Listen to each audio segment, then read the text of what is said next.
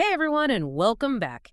We love to get into the nitty-gritty here, and today we're diving into the immediate impact of those recent U.S. immigration policy changes. The ones that have been making headlines. Yeah, exactly. We've got this really fascinating Spanish language news report coming straight from the streets of Chicago, and it's really capturing the anxieties and the ripple effects these changes are having, especially on businesses. Yeah, I think it's so crucial to go beyond just the political rhetoric and really try to understand what's actually happening to people on the ground. Totally. And this report does such a good job at bringing those human stories to life.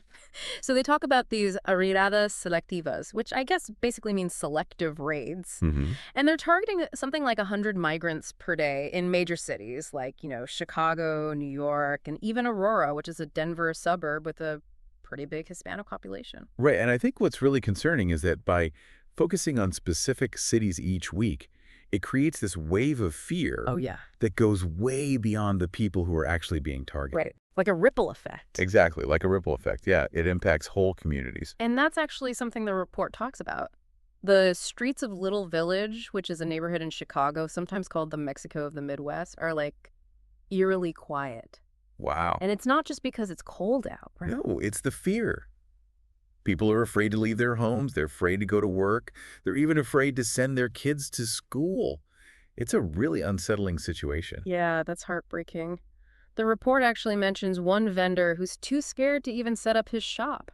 I can't imagine. So this fear is like paralyzing the entire community. And that kind of fear, it takes a real psychological toll.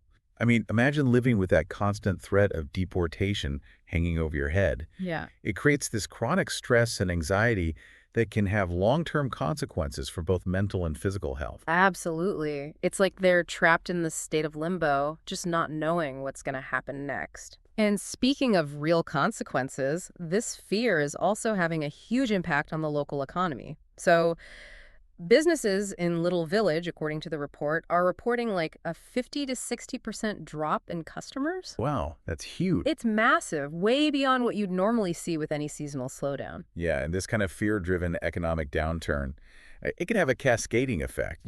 Fewer customers mean businesses might have to cut jobs, reduce employee hours, Right. and that impacts families and the whole community. Exactly. There's actually this one quote in the report from a restaurant worker who says, "It used to be packed at this hour. Now it's empty. You can see the stress on people's faces." Oh, that's so sad. It's really tough to see how this is affecting everyone. It makes you think about the long-term economic costs of these policies.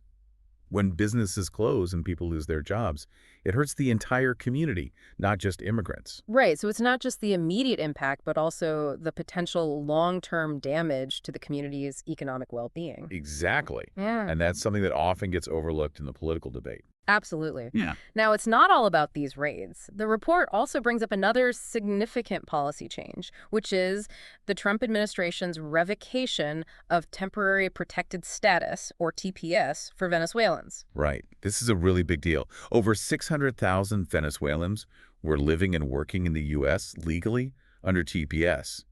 Now, with that revoked, they're facing a very uncertain future. And what's interesting is the report points out that this policy, even though it was enacted by the previous Biden administration, is now being reversed, Oh, wow. which really shows how volatile immigration policy can be and how these shifts can so drastically impact individuals who are simply trying to build a life here. Absolutely. And this really highlights the importance of looking at the historical context of these policies. This decision to revoke TPS for Venezuelans, it wasn't made in a vacuum. It was influenced by a whole web of political factors and changing priorities within the government. It's like a political pendulum swinging back and forth, with Yeah. real people caught right in the middle. Exactly. The report even features this Venezuelan man who talks about the struggles of losing his legal status and the fear of not knowing what comes next. He says, "It's difficult to come to this country, go through all the paperwork, only to have it all taken away." That's heartbreaking. It's a reminder that behind every single policy decision, there are real people with families and dreams. We need to understand the human cost of these decisions and the impact they have on individuals and entire communities. Yeah, it really is. It just kind of drives home the point that these aren't just abstract political issues. Right. These policies have really real and often devastating consequences for people's lives. Totally.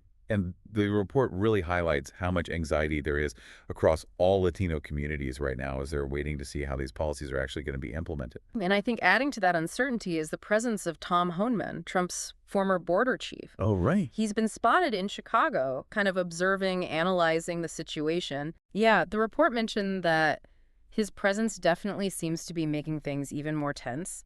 And it's not even just the adults who are feeling the impact. Right. The report talks about how some parents are actually hesitant to even send their kids to school now. Wow. Yeah, that's a huge disruption to daily life. Yeah. It creates this whole climate of fear and distrust that can have lasting consequences, not just for those kids, but for the entire community. Yeah. I mean, imagine the message that sends to a child Yeah. that even going to school could be dangerous. It's like their whole sense of security and just normalcy is being shattered. Absolutely. The report also touches on how this whole immigration debate is playing out in the upcoming German election, which I thought was interesting. Oh, yeah, that's a great point. Yeah. It really shows how immigration is a global issue Yeah. and how different countries are grappled with it in their own ways. Right. In Germany, it's actually become a central issue in the election, with different parties taking totally different stances. It has. Yeah. And it's interesting. The report kind of links this back to Donald Trump's early days in office and his own immigration policies, suggesting that they've actually had an influence on this global conversation.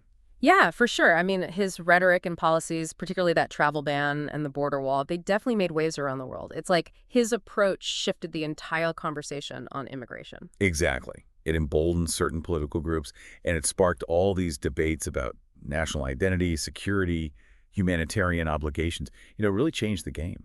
The report specifically mentions Trump's statement about potentially using Guantanamo Bay to detain undocumented migrants. Right. That was a really controversial statement. It drew a lot of criticism from human rights groups, raising concerns about potential indefinite detention, inhumane treatment. I mean, using Guantanamo, a facility that's already associated with human rights abuses, to detain migrants, that would send a pretty chilling message about how we view and treat those seeking refuge or a better life. Yeah, absolutely. It's clear that Trump's approach to immigration was a huge departure from previous administrations, and it's had a lasting impact both here in the U.S. and internationally. Even though the Biden administration has taken a different approach, there's still so much work to do to address these complex challenges of immigration reform. There really is. It's a multifaceted issue with no easy answers. The important thing is that we try to move beyond just the rhetoric and engage in a more nuanced and informed discussion about immigration. We need to consider the economic arguments, the security concerns, and most importantly, the human stories at the heart of it all. Yeah, this deep dive has given us a lot to think about for sure. It has. It reminds us that these aren't just abstract policy debates. These are real-world consequences for individuals, families, entire communities. And it also highlights how important it is to stay informed, ask tough questions, and hold our leaders accountable for the decisions they're making. Absolutely. We can't afford to be complacent or turn away from these complex issues. We all have a role to play in shaping a more just and humane approach to immigration. So to kind of wrap things up, what are some of the key takeaways from all of this?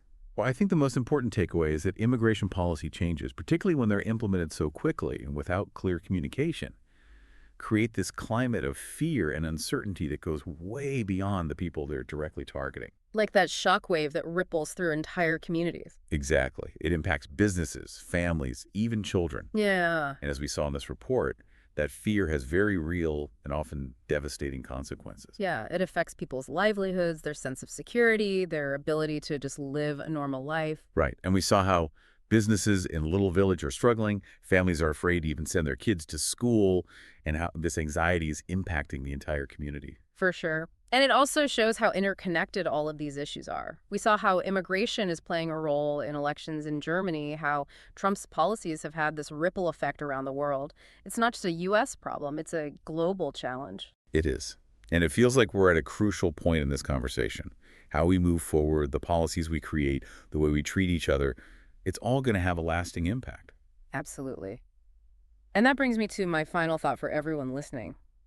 As we navigate this complex landscape, it's so important to remember the human stories at the heart of it all. The stories we heard in this report, the Venezuelan man facing an unknown future, the restaurant worker who sees the fear in his customers' eyes, those are the stories that need to stick with us. They do, because behind all the statistics, the political rhetoric, the policy debates, there are real people whose lives are deeply affected by the decisions we make. So I urge you to stay informed, engage in conversations about immigration, and think about how you can contribute to a more just and compassionate approach to this complex issue. That's a powerful call to action. Thanks so much for walking us through this deep dive. It's been my pleasure. It's been a really thought-provoking conversation. And to all our listeners, thanks for joining us. We'll see you on the next deep dive. Yeah, it really does feel like we're at a turning point. We are.